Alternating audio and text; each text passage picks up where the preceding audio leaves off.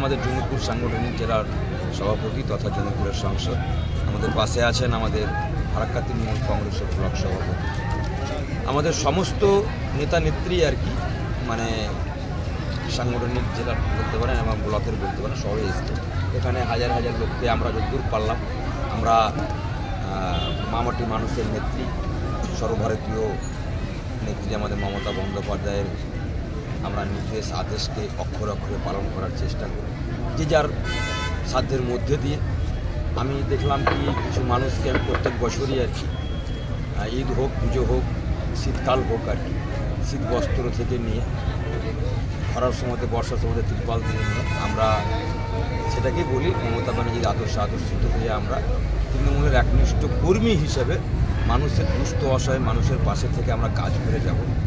তাই আজকের দিনে আমরা শুভ দিনে আর কি, নতুন বছরের আমরা প্রত্যেক বছর নেই, এবছরও আমরা পার্টির প্রতিষ্ঠা দিবস উদযাপন করলাম।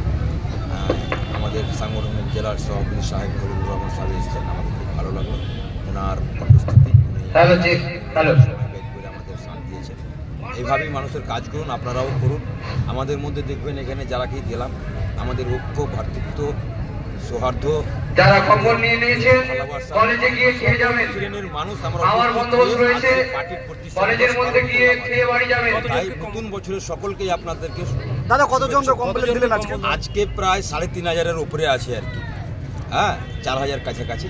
আর আমার দুটো অঞ্চল যেহেতু আমার বিধানসভার মধ্যে পড়ে, শামসরগঞ্জ ব্লকের অন্তর্গত, সেখানে প্রায় ১০০০ লোকের আগামীকালকে মানে দিব আর কি।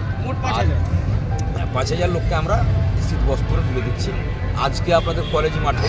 সকলের সাংবাদিক বন্ধুদের জন্য যারা কম্বল নিয়েছেন, যারা কম্বল নিতে এসে তারা কলেজের মধ্যে গিয়ে প্রতিষ্ঠা দিবসে খাবার খেয়ে বাড়ি যাবেন। তাদের জন্য খাবার ব্যবস্থা করা হয়েছে।